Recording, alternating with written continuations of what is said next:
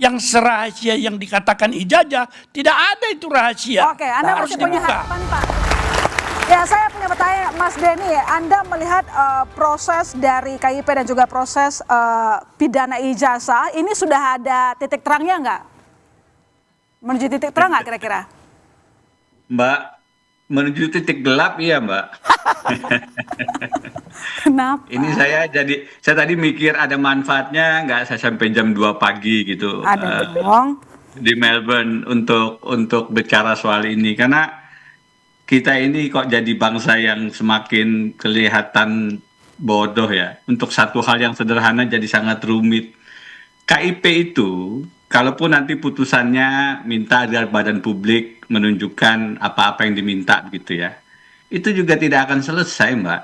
Itu akan kalau tidak dilaksanakan oleh UGM, UGM bilang ini sudah diproses hukum lah, tetap inilah, itu akan digugat ke PT UN panjang lagi prosesnya. Jadi ini sudah betul-betul menggunakan hukum sebagai instrumen untuk tidak memberikan apa yang sebenarnya sederhana Pak Jokowi itu. Bahkan kalaupun KIP menyatakan silahkan, yang diserahkan juga salinan. Ijazah aslinya tidak juga bisa ditunjukkan. Data pribadi apa? Ini sudah jelas itu beliau adalah pejabat publik. Jadi kita ini akhirnya akan diputar-putar, terus hadir lagi dalam talk show, bicara lagi soal ini, sedangkan ijazah aslinya entah kapan akan ditunjukkan.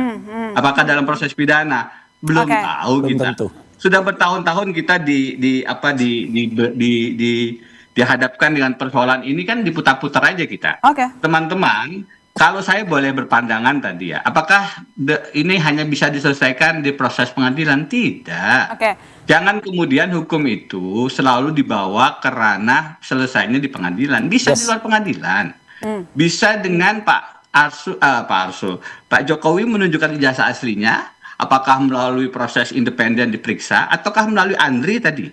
Andri bisa melihat asli apa tidak asli. Jadi kalau kemudian ini diserahkan ke proses hukum yang seperti sekarang, padahal Roy Suryo dan kawan-kawan itu belum pernah melihat ijazahnya sudah ditersangkakan, proses hukum apa yang akan dihadirkan dari Polri misalnya?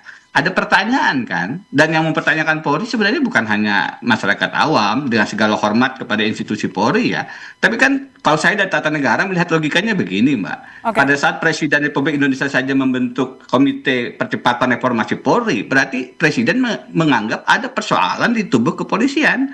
Dengan sendirinya kalau kita ingin bicara penyelesaian masalah, memang harus dijaga independensi Polri. Pertanyaan mendasar dari sisi politik hukum tata negara adalah apakah proses penyidikan Polri itu independen dari seorang Jokowi yang punya relasi dengan pemimpin Polri sangat dekat, sangat personal. Menurut saya tidak. Dan karena itu Mbak, jawabannya simple. Ijazah aslinya ditunjukkan, tidak perlu. Oke, saya udah tangkap Mas Semar. Simple jawabannya katanya, kuncinya ada di Jokowi. Ya sebenarnya kan ini boleh-boleh aja orang bicara simpel sederhana, tapi ini ansih tidak soal bahwa masyarakat hanya ingin tahu itu asli atau tidak. Pasti ada irisan kepentingan-kepentingan tertentu. Orang boleh berspekulasi, ada kepentingan politik di situ, kepentingan lain-lain di situ, termasuk kita-kita. Yang pasti bahwa itu tidak murni, hanya ingin tahu saja.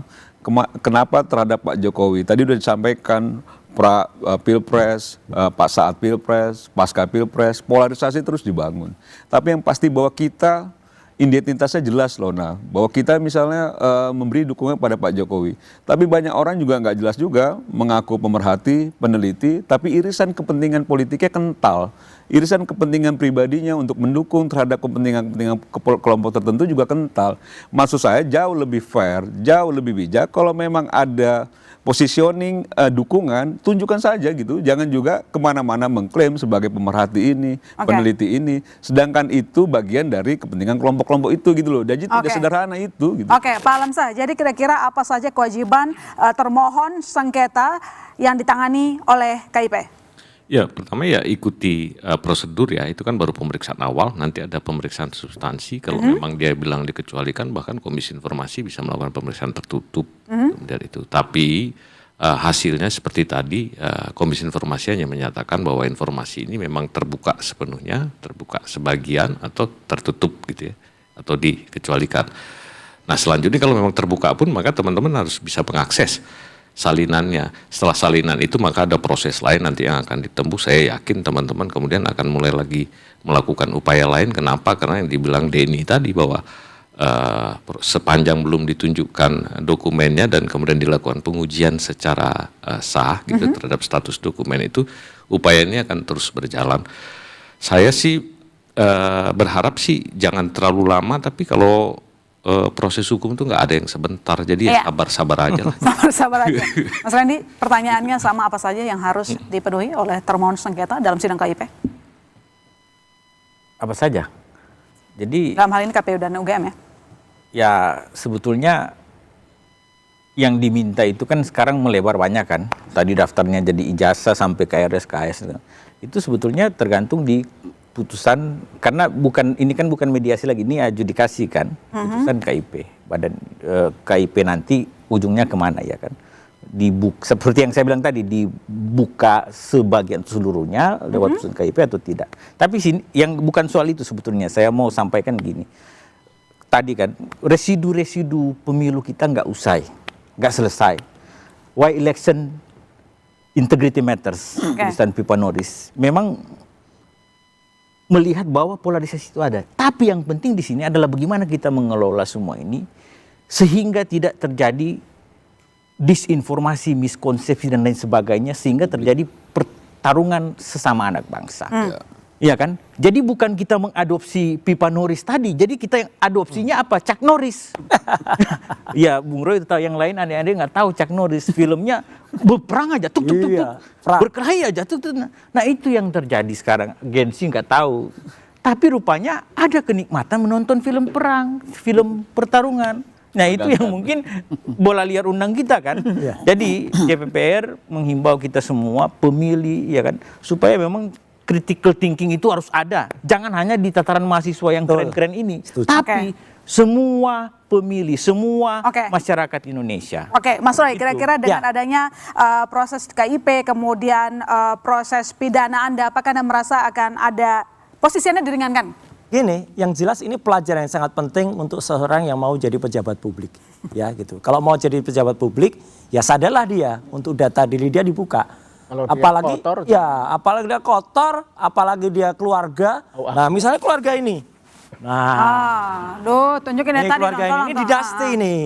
Ini dinasti ini harus siap untuk dibongkar. Mungkin yang satu belum jadi pejabat publik, tapi yang ini sudah ditunggu KPK ini, ya kan gitu. Ya karena ada kasus di sono di Sumatera. Yang ini jelas dibuka. Ini juga bentar lagi terbit nih bukunya, Black Paper. Gitu. Wah, gitu. Jadi artinya pejabat publik harus siap untuk dibongkar karena dia menjadi pejabat publik atas karena pengorbanan rakyat yang memilih dia. Oke, jadi Pak Boy, menurut Anda dengan adanya proses KIP, kemudian persidangan, proses sidang dari kasus Mas Roy, apakah akan meringankan posisi Mas Roy? Ya, untuk Mas Roy, Anda sebetulnya mesti belajar lagi bersabar. Ya, pertama. Yang kedua, yang Anda ngomong itu sangat tendensius.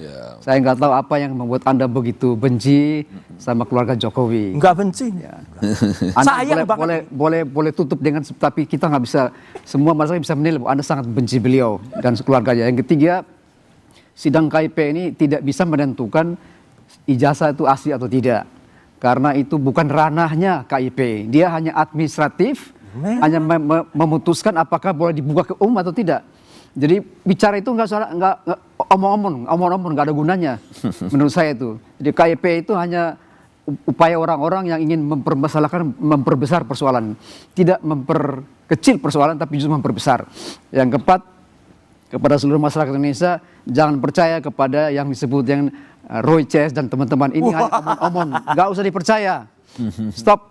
Karena Anda sudah tersangka sekarang. Pak, asli, itu aja udah. Itu aja, terima kasih. Oke, baik, saya ke Pak Marwar. Jadi kira-kira apakah nanti kalau misalnya di proses sidang akan mempertimbangkan hasil dari KIP? Ya, saya kira sebelum ke situ saya kembali lagi tadi TAP MPR itu bahwa kemerosotan bangsa kita adalah karena kemerosotan etik moral terutama dari para pemimpin sebenarnya. Oleh karena itu kalau kita melihat ini, melihat dari sudut hukum juga harus dilihat dari standar tertinggi bahwa inti daripada hukum itu adalah etik moral. Jadi membacanya harus dari etik moral itu sendiri, bahwa seorang yang sudah bersedia untuk memimpin bangsa, dia sudah membuka dirinya, Oke.